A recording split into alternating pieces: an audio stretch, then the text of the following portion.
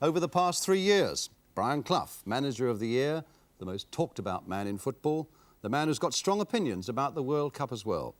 What does he think of Scotland's chances? It's a difficult question, and I'm not evading it at all, because if I felt it'd be knocked out in the first round as such, I'd tell you so. But I don't know that much about Peru, I think it is, and Iran, is it, in their group?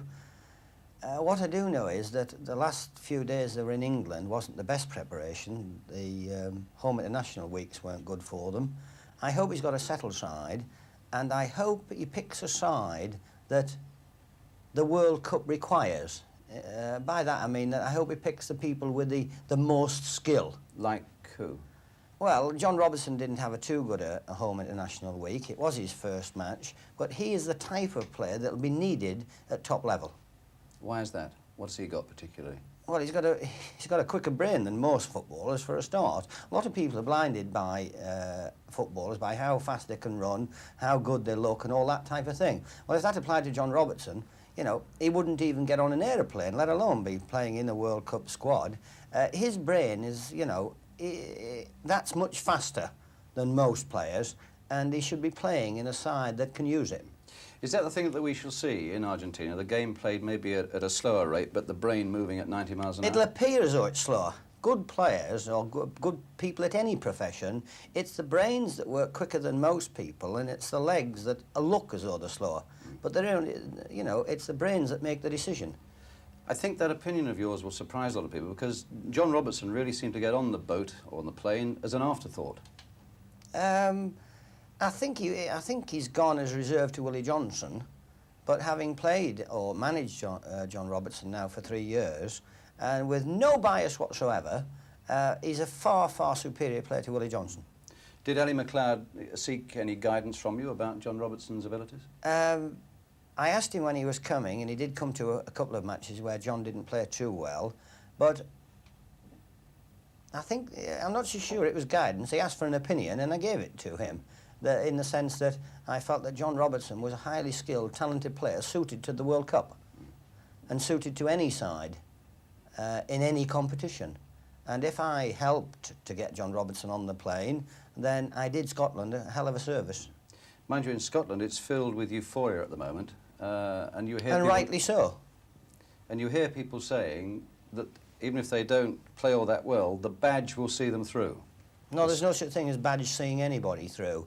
I saw a clip of an interview that Ali did before I went on holiday, and he was having problems in this week of home internationals, and he put his hand over his heart and covered the Scotland badge and said, "This is the thing that will make them tick," and that's a bloody load of rubbish. Badges don't make people tick at all. Ability makes people tick. Cohesion, blend, talent, and then the badge and the shirt just add to it. But if you put 11 shirts on 11 dummies, they couldn't win a Tuesday morning practice match. If you put 11 shirts on 11 proficient Scottish players, can you see somehow how they could win the World Cup? They have pride, obviously, which helps enormously. The desire to do well is there also, but that's nullified because every other side's desire to do well is the same. I think if we get over the first hurdle, and I want to say we right from the start, because we aren't split, the fact that we're not going and couldn't and didn't have the ability to qualify means that we're hanging on to every time any player of Scotland breathes. I think if we get over the first hurdle, then anything can happen. But I don't want anybody stupid enough to underestimate Peru and Iran and teams like that. Will you personally be rooting for Scotland? Of course. They're the nearest thing that I've got in the World Cup. I'd be rooting for you if you were there. And you think, even with all that pressure, that there's a chance that Scotland will maybe lift something? He's got to get his priorities right, because they've been under this so-called pressure, but a lot of it's, you know, incited on their own behalf. I'm sick of seeing them, you know, sponsoring cars or rubbing somebody's T-shirts on the backsides or wearing somebody's ties or whatever it is. You've got to get your priorities right in this game. All those things come after you've won, and they come even more. But if you lose sight of, you know, the home internationals is the best example I can give. They've got one eye off the field and they've got one eye on it. And I've never seen a good one-eyed player in my life. What are your fears for the coming World Cup? I'm not too keen on the place it's being played, obviously. Why not Argentina? Well, there's a lot of question marks, how they run their country and that type of thing. I don't want any trouble, and I wouldn't even suggest there could be any.